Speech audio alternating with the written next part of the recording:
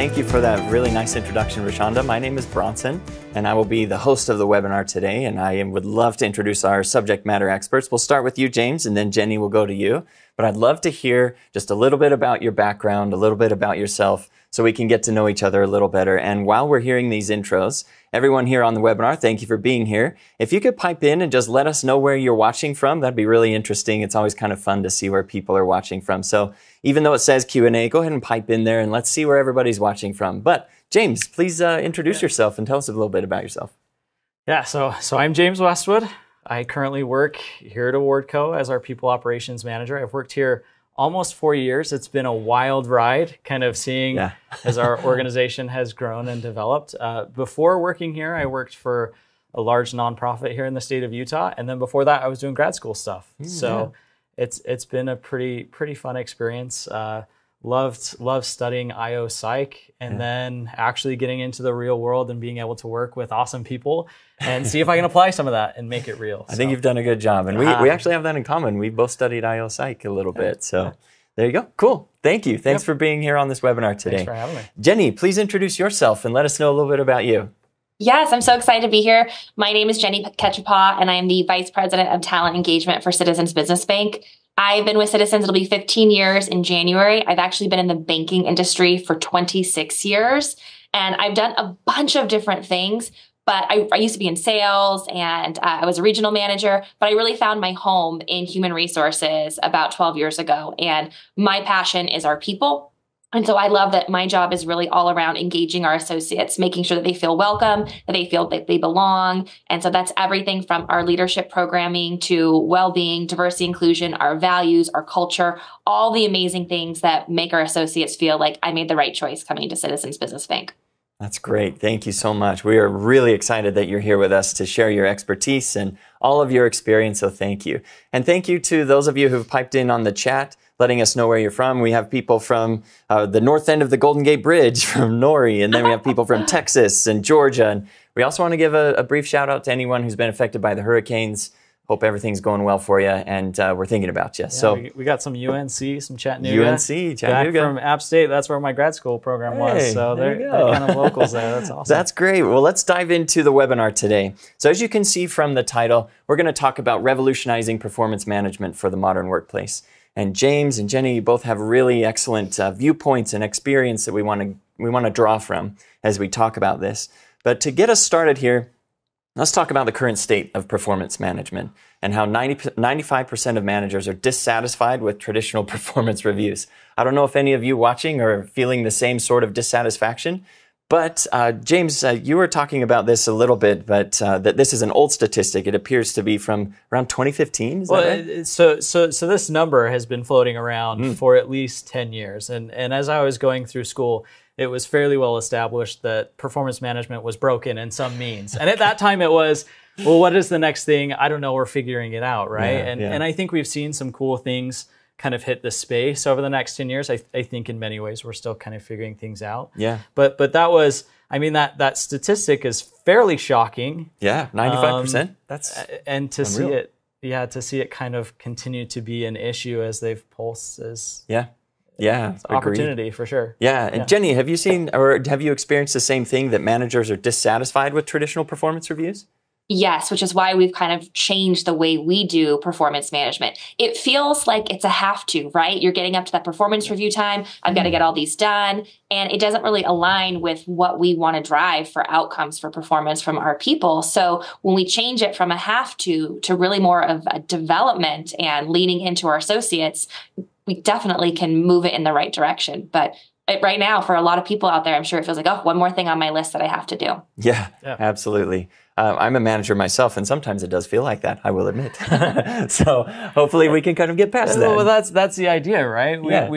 It should be a program, a process and experience that we go through as an HR team that we enable in an organization to give you value. Yeah. Right? To give the organization value. You literally took the words out of my head. I was going to say provide value. Like provide value to our associates, provide value to you as a manager. Yeah, wonderful. I would love for both of you to talk more about that, about how it's supposed to provide value, and in some ways that it doesn't currently in its current form. Jenny, maybe we could start with you. Yeah, so the idea, and something that we've really been working on, is coaching that performance review system should really be about coaching. We really try to link everything to engagement and all of our engagement efforts, because we find if our associates are engaged, then they're producing more, they're happier. And so having performance management that provides value, that is saying, what does your career development look like? How do we get you there? Providing that ongoing feedback. We have found that it's really essential for associates and employees to have meaningful conversations every single week with their manager.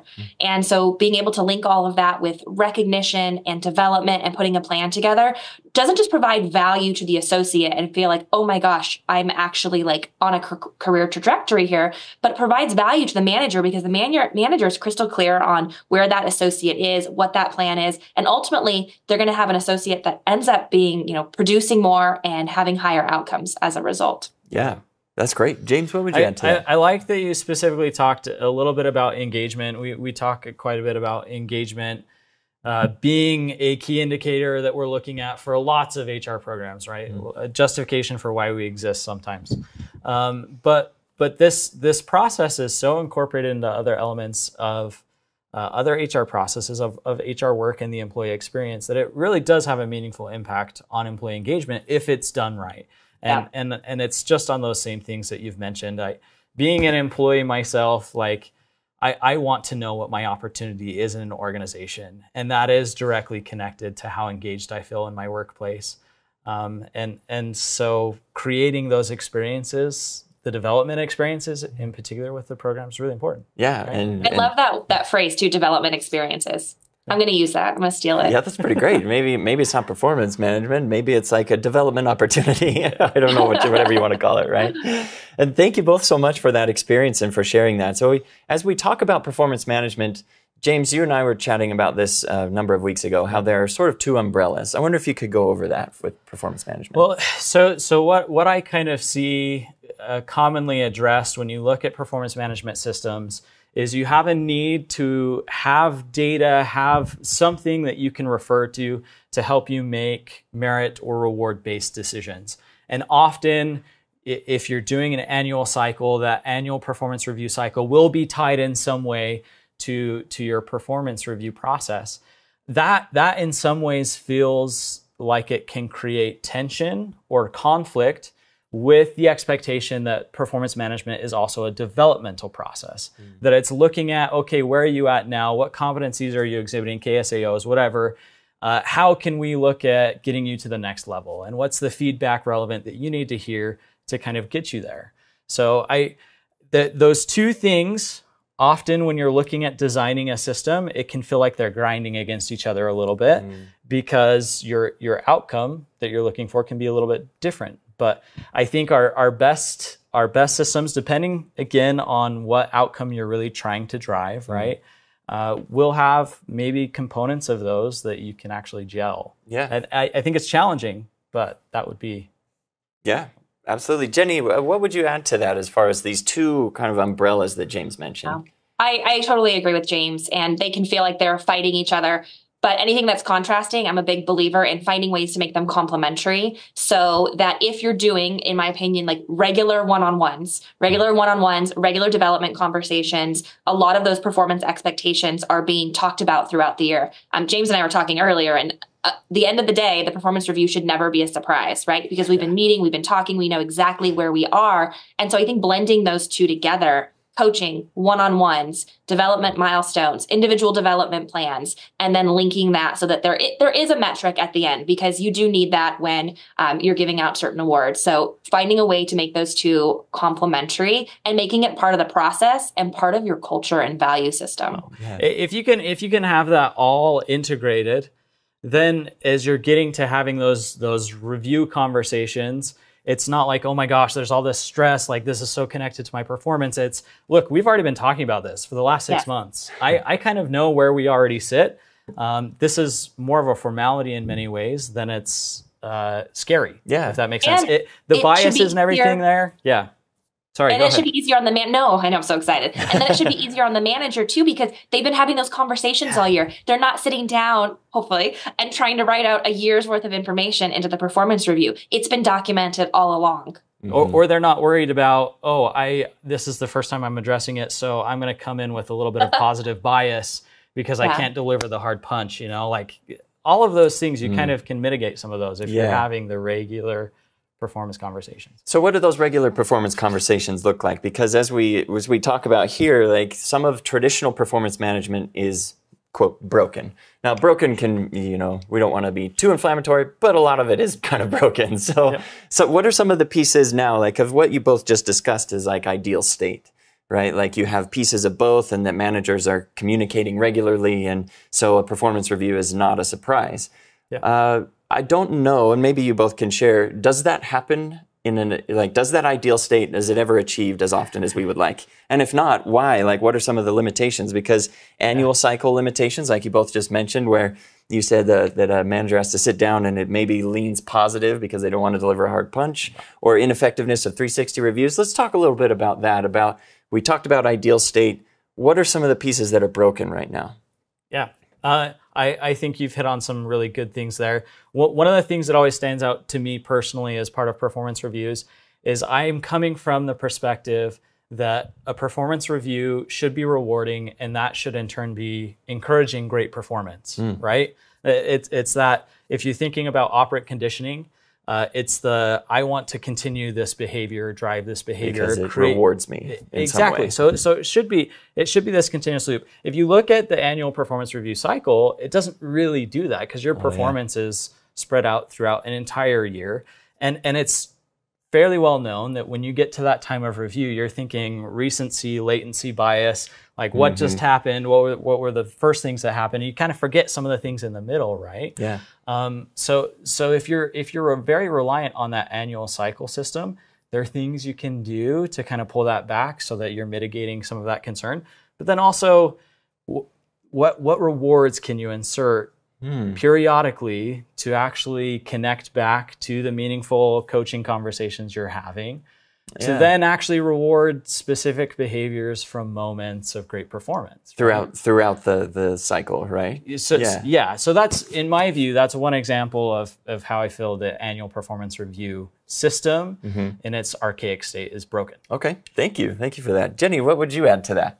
Well, I would add something that we did recently that has been really helpful. And there's a lot of organizations that have been doing this for a long time, but that's the self-assessment, right? Because when you do a self-assessment, you're able to really share, this is what I think I did really, really well. And sometimes managers forget, right? Like, oh, that's right. Or getting that glimpse into how an associate views themselves, really, really helpful. And so we really just started that. And I just think it's a really fabulous tool. Also integrating that with all of the things that we do around engagement. We kind of have a couple philosophies that, you as an associate own half your engagement, and so does your manager, right? It's like this 50-50 street. Same with your development. Like, what are you doing to drive your own engagement? What are you doing to be part of the solution? What are you doing to increase effectiveness? And so I think all of those things kind of come together, and going back to meaningful conversations and making sure that we are having those conversations. Yeah.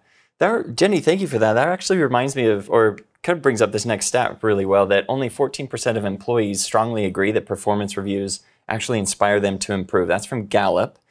But I wonder if when you ask an employee to do a self-assessment, do you feel like this improves or what impact does that have? I mean, I really hope so. That's why we're doing it. And I mean, I love doing it for myself because I really get to stop and reflect back on my year. And then I can be really proud of myself and the accomplishments that I've had. And I try to keep a list. And a friend told me, create a separate mailbox or like a folder, a subfolder. And anytime somebody sends you something that, oh, you did such a great job on that, throw it into that subfolder and come back to it. Come back to it either one, when you're doing your self-assessment, or come back to it when you're like, man, I'm struggling today. And you go there and you're reminded that you're doing good work and there's people that notice the value that you bring. I love that. I have one of those and I call it my fuzzy file.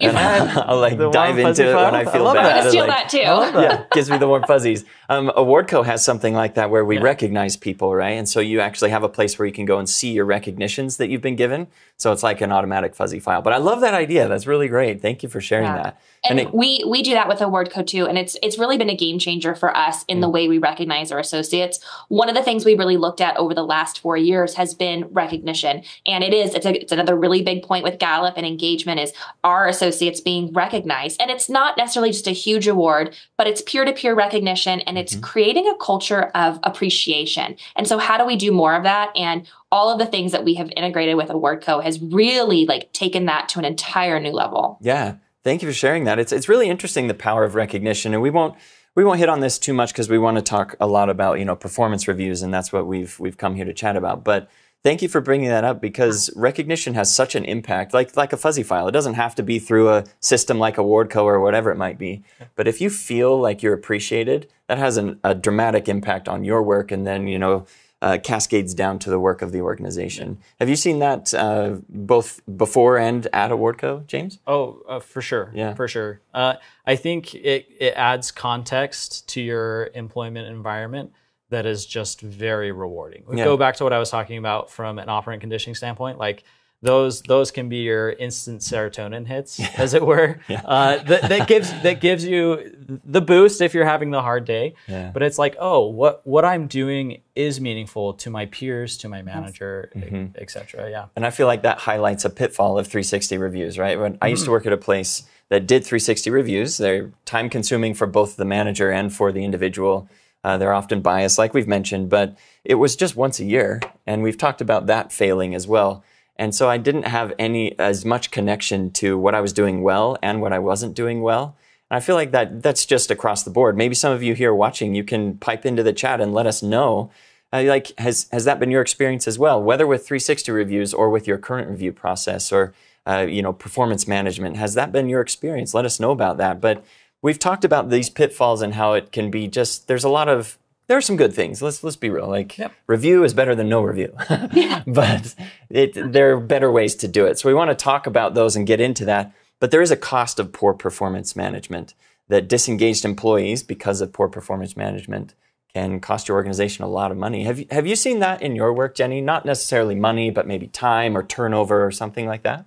Absolutely. And, at the end of the day, how do you get a disengaged employee? Well, they have engagement needs that are not being met. And it's our job to really help meet those needs, whether it's something like their very clear expectations or materials and equipment, or it's something, deeper, like the opportunity to grow and develop and do what they do best every day with their strengths. So quite honestly, when I talk to our associates about engagement, the word I always use is energy. When you are engaged, you give your energy to an organization. We all give our time. Every single one of us gives our time, right? But when you give your energy, that means you're giving more. You're giving more of yourself. You're thinking in more positive, creative, innovative moments. We sometimes we don't have time to be creative or innovative. We don't have time not to be creative or innovative, right? For all of us in our industry and staying on top of things, the more that we can be productive, the more we can use our energy, quite honestly, the higher we perform. So there's a direct link with engagement and productivity and performance. And so when you look at the reverse and you look at disengaged associates, they're draining that. They're taking away from other people. They're actively acting out that disengagement. And so how do we move that? How do we change that? And kind of looking back, or, what are the needs of our associates and how do we fix those needs and take care of that for them? I love that. I have a follow-up question for you here. This is from Joanne King. So thank you, Joanne, Claudia. I was reading the wrong one. From Claudia in the chat. She says, what kind of awards have you found to be meaningful to employees? And the reason I bring that up is because disengagement can take a lot of forms. And engagement, that energy, can come from a lot of different things. Some of that is awards or rewards. What have you found to be effective in your work? And then, James, I'd love to hear your perspective from that as well. Well, I'll start on a smaller individual scale, and then I'll kind of blow it up. So at the end of the day, we all like to be rewarded differently, right? For some people, it might be really meaningful to receive a handwritten card. For somebody else, they're like, give me Starbucks cards, right? So first, I think as a manager, we try to coach our leaders to do individual, make it really individualized to the person, because that feels really special and it makes the person feel very seen. Now, on a larger scale, we use Awardco. which allows our associates to get points and spend those points. They can spend them on Amazon, they can get gift cards, they can do trips, which is really exciting for them. And you can pull all those points. And so what we do is we do like peer-to-peer recognition through our, what we call our Citizens Experience program. We also give out rewards for well-being. Well-being is such a big deal right now. And there's a lot of people that are really into well-being. And so the more that they participate in some of those activities, they could get points through that as well. On our Awardco system, we recognize all of our new associates, like welcome to the bank. So everyone gets to see that. They get a letter from our CEO. So there's so many different facets, and I think it's doing it in different ways. And every associate is different, but I have found a lot of our associates love the feed. They love seeing each other recognized. They love being able to read why somebody was recognized. We have a nomination system, so people just go in and nominate. And it might just be a small nomination in which they just get a few points, or it might be a really big nomination, in which point we consider that like an award and they'll get more points. We've tied our anniversary to that as well. Again, then people can make it a little bit more individualized. Like, I would like to spend my points on this. I am saving all my points till the end of the year. I should have a lot, and I haven't decided what I'm going to do with them, but I'm very excited for that. You're saving them, but you haven't decided what you're going to do with them? Christmas is coming. I mean, that means I'm spending them on somebody else. I don't know. I love the idea of having so many. Sure, yeah, because then you can treat yourself, right? Yeah, right? And other people too, I guess. Yes, for sure. Yeah, James, what would you add to that? I think so. I want to tie these two kind of themes together. We're talking about having like regular one-on-ones, meaningful coaching, performance conversations, and then what are kind of the rewards and incentives you can connect into that. And I do think having a formal recognition platform or process goes a long way with that. I think there are things, even if you don't have monetary budget connected to something like that, meaningful things you can provide. I do think it connects back to what Jenny's talking about, that there's an individualized element of that. Considering, does someone really prefer extrinsic motivation, intrinsic motivations, public or private? It can go such a long way as a manager to be like, hey, my employee this week executed in this brilliant way. I would just love somebody within company leadership to give them a shout out in the next staff meeting, in the next or in the all hands channel, whatever, and just say, hey, this person got feedback, they executed, they did a really great job. You have now this point that connects back into these meaningful coaching conversations. And from a motivation standpoint, like that's gotta be, it is a great win. I've been in those situations. We do it here at Awardco on a regular basis in our all hands meeting, where we're highlighting a couple of people at the beginning of our meeting, right? That has very little monetary cost to it, but it's a lot of intrinsic value, right? Very, very rewarding. Yeah, absolutely. Thank you for sharing that. Thank you both for that.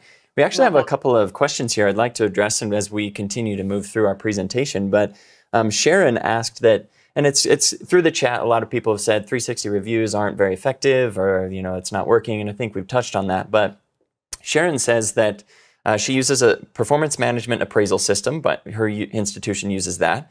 But this period is very apprehensive for both the reviewer and the reviewee, like we talked about with 360 reviews. What can HR professionals do to ease this tension? James, we'll start with you. We've already mentioned it, but I think in my view, it goes a long way having formal conversations that are leading up to that, keeping in mind with the employee the long game, the long view of the nature of your employment relationship, and being willing to give frequent and meaningful feedback, positive and negative. I do think, like, if you're locked into that structure where on an annual basis this is going to come up and everybody feels that tension rise within the organization, Sure. I think being really clear about what your intent is in the messaging of your conversation. If you go back to like crucial conversations, start with heart, make the conversation safe. That can be really, really beneficial. And if the organization is clear on what they're trying to do with their performance review process, being transparent with that can go a long way with helping create a foundation of trust for those conversations. Yeah.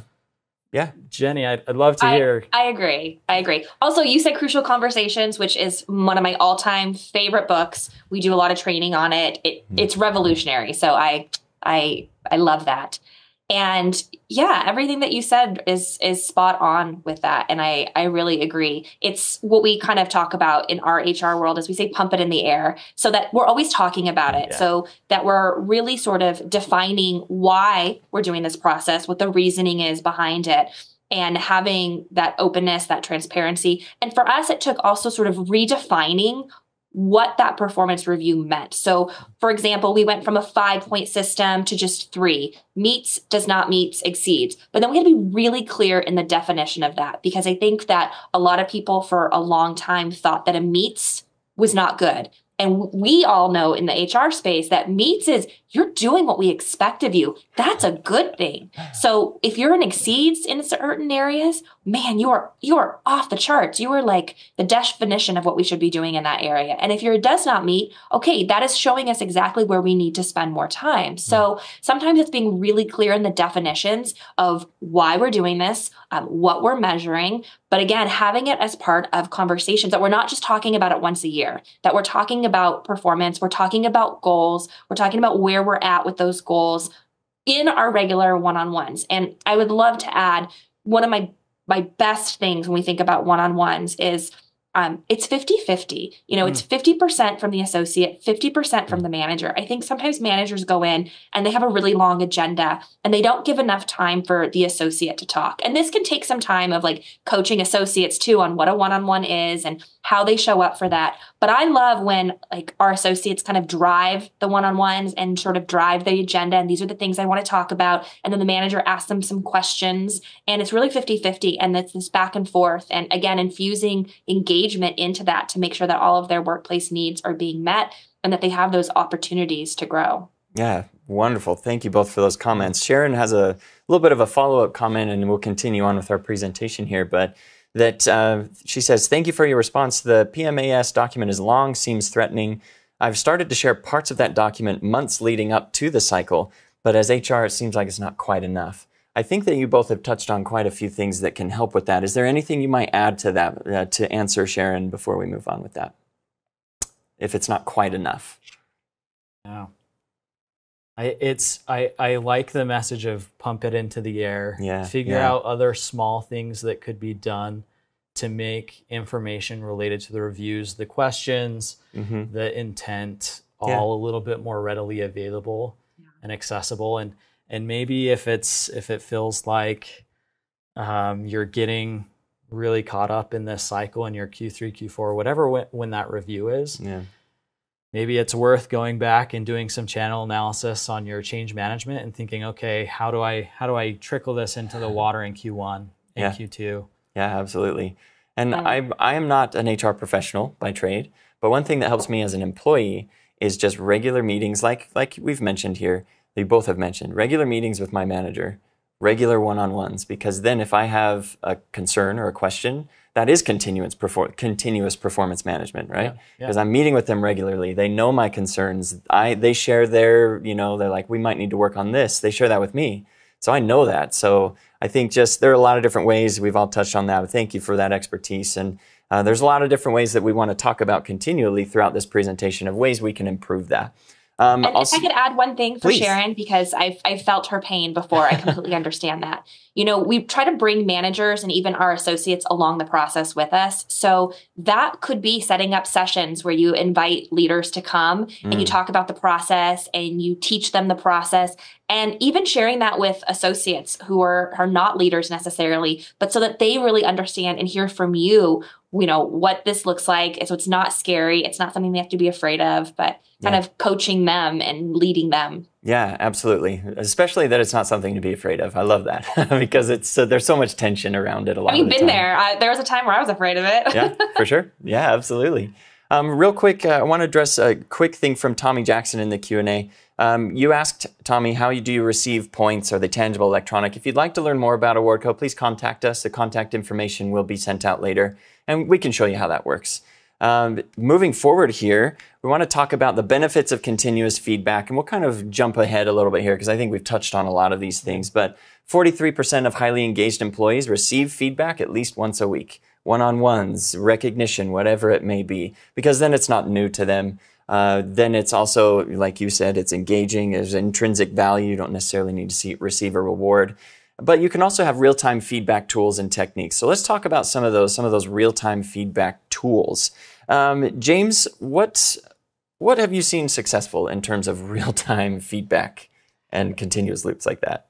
Yeah, so there are multiple different channels. I love what Jenny's mentioned about having a meaningful conversation where it's the 50-50. When feedback's given in that forum and the other person can interact, ask questions, understand feedback, respond naturally, there's that body language interaction that's beneficial in my mind. I think that's really beneficial or good. Yes. Yeah.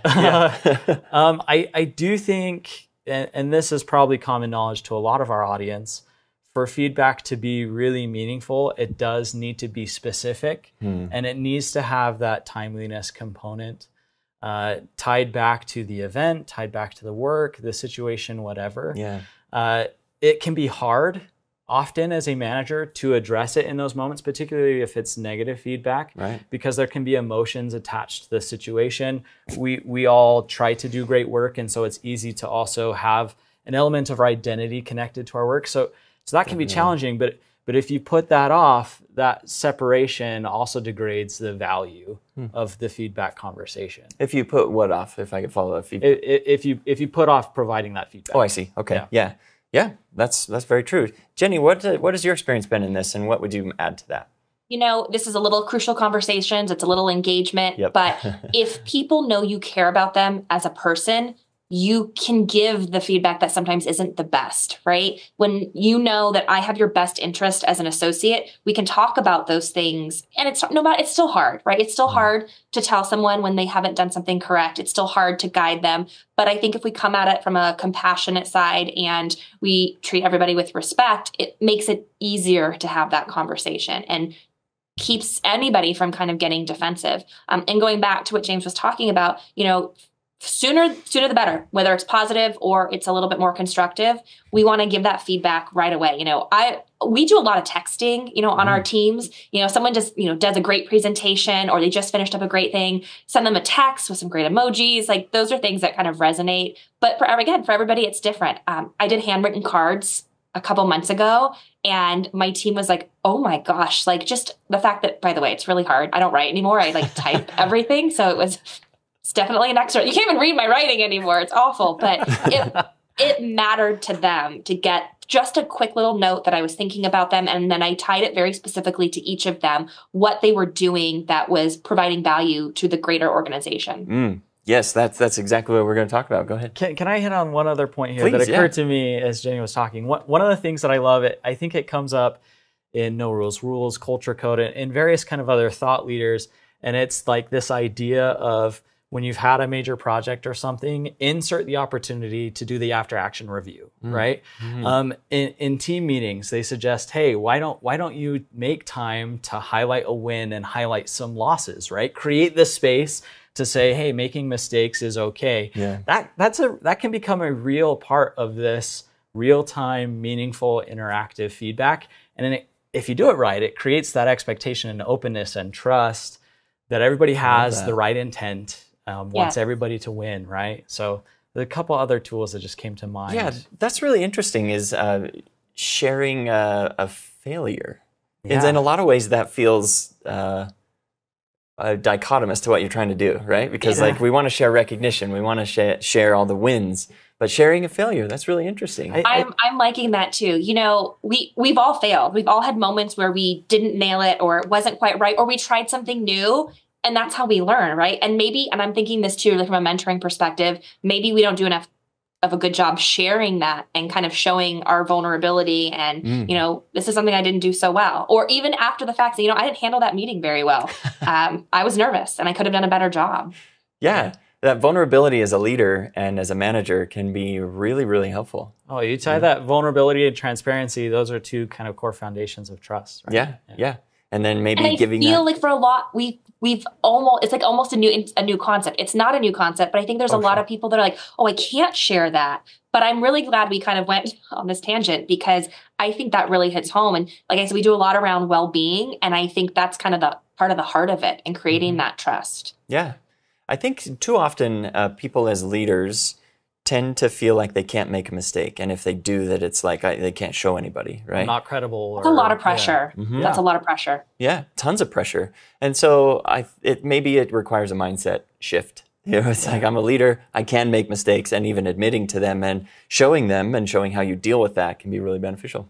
Yeah. Yeah. Create the sunshine out of the situations. Show how you're learning, how you're improving. Show the good that having a mistake and failing can do within your role and organization. Right, because if we expect as leaders to be perfect, and then our employees may also expect that of themselves, and then when they fail, they might feel really, really bad, and it's hard to give that feedback. The whole is just a mess. Yeah. So thank you so much, both of you, for that really insightful conversation.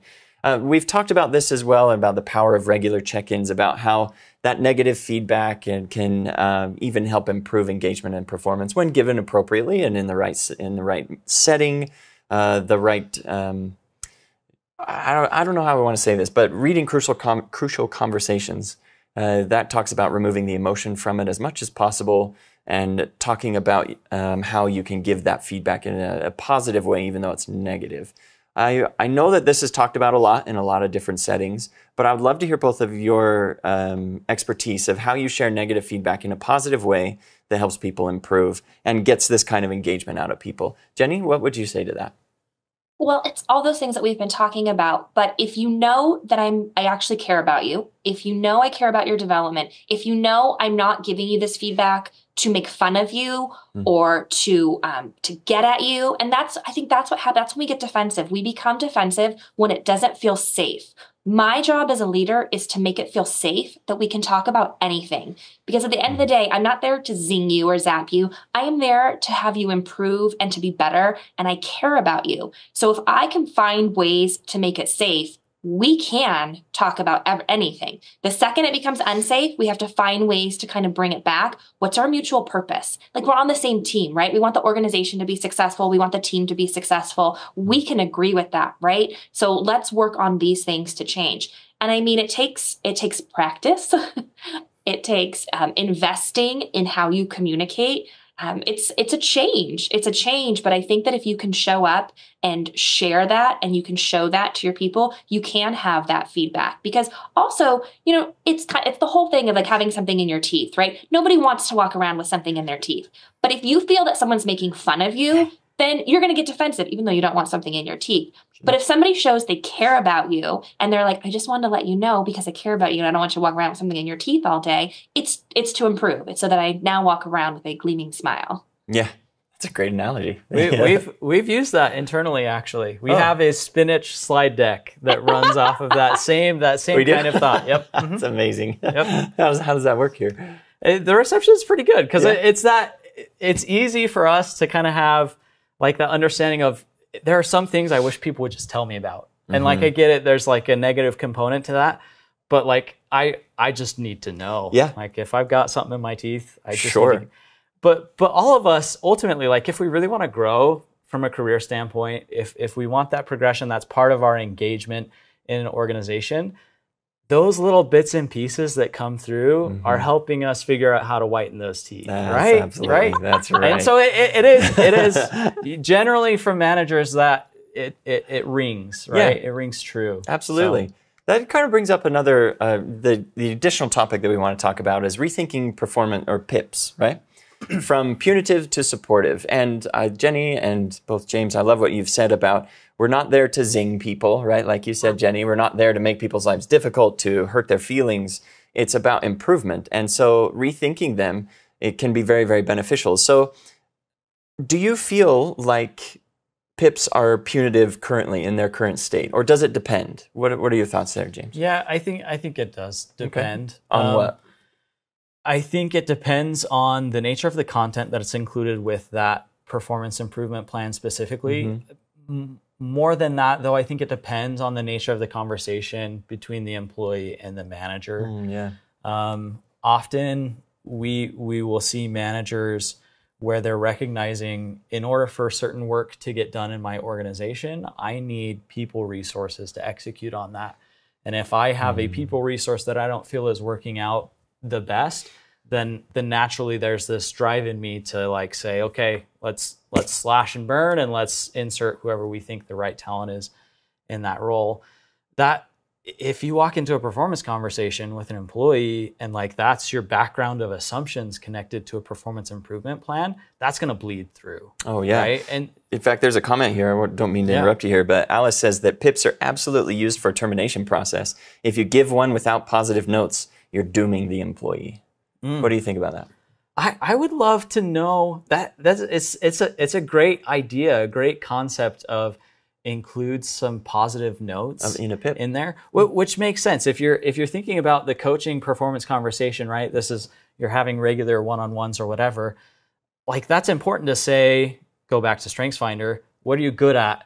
You need to keep excelling at those things too. Calling that out while addressing, hey, here's some weaknesses we should probably address. Yeah. I love that idea. Yeah. Yeah, that's very interesting. Jenny, what would you add to that about PIPs and about their potential punitive nature? Yeah, I mean, that's how we think of them, right? In all honesty, we kind of think of them as that way. And we have the spectrum. So on one hand, we're really leaning into development plans, like an individual development plan. What's your individual development plan? And getting you where you need. Now, there are sometimes you have right person, wrong role, right? Going back to StrengthsFinders and your talents. And we're not afraid to say, hey, you're a great employee, but maybe this isn't the right space for you. So is there a great space for you? And then you have the other side of the spectrum of where people are actively acting out their disengagement, as in they're undermining the team, they're undermining the organization, they don't want to change. And that's where I actually look at like PIPs as more punitive. Like we're giving you the opportunities to develop, we're giving you the opportunities to lean into your strengths, we're giving you the opportunities to change.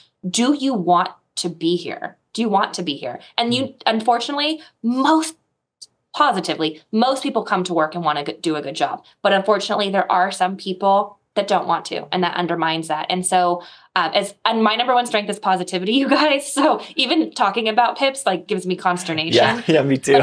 And I'm like, I have an HR business partner. And so we do so much work together. And I always kind of laugh because I get all the feel good stuff. And she's kind of the hammer. And she is so good when it comes to that and giving people the opportunity to change and to grow. But if they don't, then the PIP can be useful in that sense. Yeah, I agree. And we're going to need that documentation from a legal perspective, just as protection, right? I'd love to kind of go back to something that you mentioned a little bit earlier, kind of it was in the context of the 50-50, but there's also the belief that we talk to regularly internally, and that is like you're the boss of your career, right? And if you're leaning into that as part of a performance conversation, being like, hey, is this really the place you need to be, you want to be? If not, let's talk about what we could do to get you to where you do want to be, and let's recognize that kind of together. Like that's healthy dialogue. Yeah, and that's Kimberly here in the Q&A says a PIP should be how the company and the employee solve an issue together. I think that's really a really great way to look at it. Not necessarily as punitive, but like we have a problem, let's tackle it together. And then in that conversation, to your point, Jenny, if you really come down to like, do you want to be here? Then that conversation can naturally bubble up from a discussion like that. Yeah. Yeah, for sure. That's really great. Thank you both so much. This is an excellent conversation. Thank you for your. I mean, quite honestly, that's how I got into HR. Oh, really? I actually took StrengthsFinders a million years ago, and I was on the sales side, and I had done a bunch of things, and I was really successful in my career, but I was in a new role, and it wasn't feeding my soul, and I wasn't very good at it, but I loved the organization, and I loved my job. I just didn't like the actual piece of my job, and I wasn't good at it. Like, I wasn't good at it, and I, was given a PIP, and I could have left the organization because I wasn't producing in the way they needed me to produce. But there was a leader there that I didn't even know that asked me, what do you do well? And I said, I'm really good at training. Now, I was on the sales side. They'd never seen me do a training a day in my life. But because they took that approach, they were like, you know what? We have an opportunity. Let's make this happen. And it was a complete shift in everything that I had done before. But somebody took that philosophy and said, we have a really committed associate. They're just in the wrong role. That's incredible.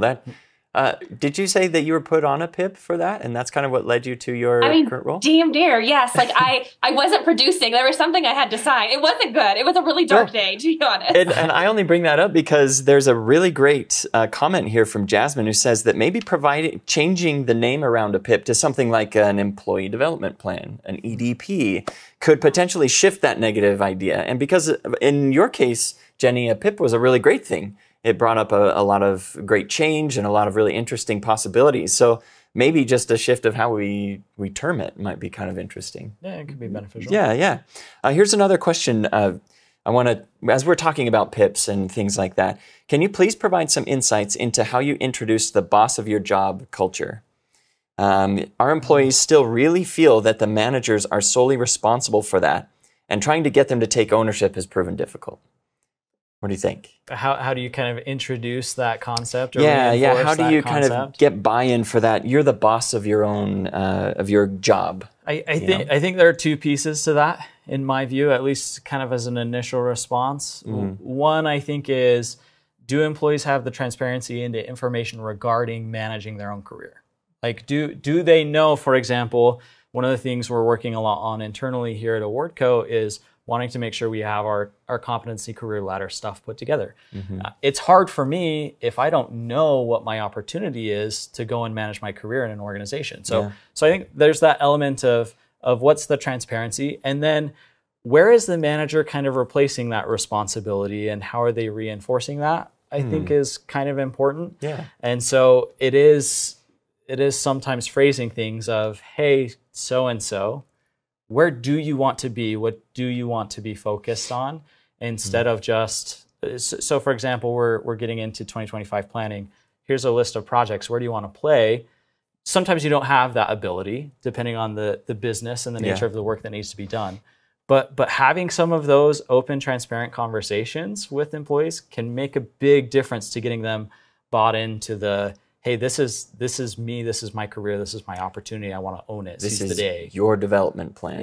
Yeah, that's really interesting. Jenny, what would you add to that? Yeah, to just add on to that, because everything James said was spot on, it's finding ways to empower our employees, right? How do we empower them to take that on? And I think it's incumbent upon the manager to start the process by asking the really good questions. Associates sometimes don't know where to start, right? So if you want to, again, go back to my pump it in the air, having managers pump it in the air, ask, where do you want to be in 3 years, 5 years? And having that conversation and that dialogue and asking those questions and empowering your team members to, like, I want you to come back to our next meeting and I want you to think about, you know, if you could do anything, what would it be? What does it look like for you? What does success look like for you? What does engagement look like for you? Tell me about the time that you felt the most engaged in your career. What were you doing? What do you want to do more of? Love that. Here's a question for you both about kind of encouraging employees to take ownership of their own career and of their own development and things like that. Have either of you ever worked with someone that reported to you who was just interested in doing their daily thing and then checking out? Not that that's bad, because a lot of organizations thrive with a lot of people like that. But if we're talking about getting employees to be the boss of their own career, what about when you have an employee that doesn't want to do that? Jenny, what are your thoughts there? I think that's okay. And not everybody wants to be the CEO, and not everyone should be the CEO. And I think you can still be engaged in what you do, and you can still own your career, even if you're like, this is the position I want. I don't want to go any farther, but I love what I do. I would challenge that particular person to continue to grow in that area, whether it's learning different things that are happening in the industry or taking on other new tasks. Like, I'm still a big fan of that. You might be like, I don't want to have my boss's job. I don't want to move to another department, but continuing to grow in yourself and develop yourself in the current role, if that's your end game, I fully support that, because I think you can have engaged associates that are on a career trajectory. You can have engaged associates that love what they do. You can have engaged associates like myself that I don't know about you guys, it wasn't always a ladder. It was a crazy jungle gym. It was like, yeah, similar. Yeah, for sure. I think it's important to be honest with yourself if you're that person and in that role, right? I will say some of the greatest, some of the best professionals that I've worked with from an execution standpoint have been some of those people that have so much institutional knowledge and are happy doing what they're doing. And as long as they have that element of growth mindset, like I do think the importance of that is dependent upon role, dependent upon the organization, what they're trying to accomplish, right? But if you can have some of that, but also, hey, look, like I love this. This is where I want to keep playing. Some of those people are some of the best people to work with from getting work done. Yeah. Great insights. Thank you so much. Yeah, it's we have a comment here that's what if they don't want to grow within their own role or learn new things within their role? So we've talked about how I'm kidding. What did you say? I said Pip. I'm just kidding. Pips, we bring Pips right back. What if, and throughout all that, like I love what you've said. Not everybody wants or needs to be the CEO, but you still expect some growth in their own role. Yes. What if an employee doesn't want to? Sorry, go ahead. Yeah, what if an employee doesn't want to grow in their own role? You can set that expectation. You know, the expectation is in every industry, we're growing and we're changing. We have to be nimble. We have to be open to change. So as a leader, I would set a clear expectation that, you know, you still need to learn this new piece or you need to do this. You're really great at what you're doing here, but the team needs you to learn this or to go to this conference or to get this certification. Yeah, that's great. You know, provide some expectation of a little bit of growth is wonderful. I love that. James, would you add anything to that? It's part of that open conversation to be like, okay, I thank you for kind of sharing that you feel like you've hit in the wall here in this role and maybe this isn't the long term. Yeah. Let's you and I stay in touch on this. And if you can continue to be engaged and help us get work done, then I'm engaged with you to try to help you find the next opportunity, that next project, whatever it is that aligns a little bit more with what you really want to be doing, with that drive. Yeah, and you're helping them find their next role, perhaps. And that doesn't necessarily mean, you know, put you on a PIP and then you're going to leave the organization. It might mean something else. It's something you have to be very conscientious about, though, right? Because you also don't want to be taking a poor performer and passing them in an organization. That's not healthy either. Yes, absolutely. Agreed. But having like the really clear alignment with the individual on where they want to go and how you feel like that meets with strengths and then connecting with other managers on that can be a good growth opportunity. Yeah. As we're talking about development plans. Right? Yeah, absolutely. We're going to skip ahead a little bit here because we're running up against time, but please continue to give us your thoughts and opinions and questions in the chat because we love talking about this and we love, we want to address it here with our subject matter experts. So we want to train managers for effective performance conversations. I think we've hit on that really well. And obviously leveraging technology and performance management, whether it's AI-driven insights, predictive analytics, a tool like a recognition platform such as Awardco, something like that. But data-driven performance tracking, so organizations with something like that are 3.1 times more likely to report significant improvement in overall employee experience. Why do you think that is? I mean, I may be asking a silly question because what gets reported on gets repeated, or all those good things, right? But why is it that organizations with something like that have a significant improvement in employee experience? What do you think, James? It's for me, it's that transparency. It's being able to reward recognized behaviors and connect the dots between the reward of that behavior and then continue. It's that loop for me that is just reinforced and repeated. Hopefully becomes the upward spiral instead of the downward funnel, right? Instead of one that maybe ends in a PIP or something like that. Yeah, I do think like having specific tools, whether it's like a Lattice, a 15.5, or whatever it is like that to capture the meaningful improvements, performance, and to do it in connection with those weekly, bi-weekly, regular conversations. It also creates kind of that timeline of progression and everything, but it can help. That tool in itself can then reinforce the meaningfulness of having the conversations. I don't know how many managers I've seen that engage with a tool, do a couple one-on-ones, and then it just dies. And part of that is they're missing the feedback loop of having a tool that can maybe help with something like that. Yeah, absolutely. Jenny, would you add anything to that? I would just add, data is everything. So whether we're measuring our engagement results, whether we're measuring our participation in our engagement results, which is like gone up off the charts, or our well-being activities, I use data for everything. And then I can give that back to our leaders. And it really helps us fine-tune where we need to put our focus and also reward us for being able to look and say, look at where we've made changes. Look at where we've increased. Look at where we're making more of an impact. Yeah. Absolutely. Without data, you don't know what you don't know, as is often said in business, right? You don't know what you don't know.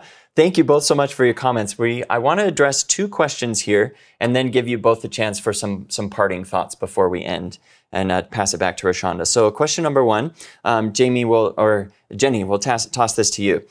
For companies who are successful in implementing the real-time feedback culture and have regular productive one-on-ones, what does the annual review look like? How are we taking the pain out of the evaluation process? Does this new culture replace the need for those large reviews? What do you think? Yes, no, all the things. So, for us, we're a bank. Analytics, data, very important. So the review still happens, but I think that we've made them more fun, and which is one of our core values, because we're meeting regularly, because we're having conversations regularly, that by the time the performance review comes, the employee is excited about it. The employee's been expecting it. And sometimes it's even encouraging our managers to do the actual review conversation offsite. Go for a cup of coffee, leave the confines of the building. And it's become definitely better. I do want to say it's still a work in progress. We are not perfect. We are continuing to grow and evolve our process, but it's a lot better than it used to be. And we used to have like 20 different versions of basically the same performance review. And we've really refined it. There's one. We've linked it to the things that are important to us, like our core values. That's actually one of the measurements is, do our associates embody our core values? Like that's actually something we look at. And so linking it in that way has made it so much less painful. Adding in the self-assessment. I am sure for some people it's still a little painful, but it's something we're hoping to continue to evolve, to change, to make better. And so that it's better, again, not just for the manager, but it's also better for the associate and ultimately better for the organization. Yeah, thank you so much for that. I appreciate that insight. I mentioned that we were going to have one more question, but because we want to make sure we're respectful of everyone's time, I'd like to give you both an opportunity to say a quick parting word about performance management before we sign off here. So James, we'll start with you. Any thoughts you have, any kind of summary, and then we'll give it to you, Jenny. To me, performance management is the opportunity to create a more engaged and a more productive workplace, truly, if it's done well. And so it is actually a very exciting conversation. And it gets down to the roots of, okay, how do we replicate? How do we drive? How do we encourage, reward the behaviors we're looking for? And where we need corrections? How do we make sure we all feel like we're on the same team and we're playing towards the same goals?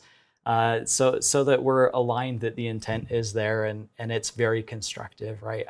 I think performance management has the opportunity really to elevate the workplace experience in so many ways, and just a very cool area where HR can deliver value in every organization. It's great. Thank you. Jenny, what would you say as some parting words for our viewers here? I agree, James. And thank you, James and Bronson. My word is proactive. The more that we are proactive in the performance process, the better it's going to be for everybody. And what I always tell our leaders, I think the hardest and the easiest thing to do is put it on the calendar, right? It takes no time to put it on the calendar as a regular one-on-one. But, often leaders are like, I don't have time. If you're always racing to like put it on the calendar, I'll do it next time. Just do it for the year. Set it up. And so that it's regular, that the expectations are set. And I think that the more proactive that we as leaders can be in that process, the more proactive we as HR professionals can be in giving those tools to our leaders and making it not such a scary process, everybody wins. Our associates are more productive. They perform at a higher rate. They're more engaged. Our organizations are better as a result. And ultimately, we're producing more. That's fantastic. Thank you both so much for that. We want to thank all of you for viewing this today. We appreciate your contributions and everything in the chat. Please feel free to connect with our subject matter experts here today and help them on LinkedIn. And then we'll toss it back to Rashonda so you can get that SHRM credit.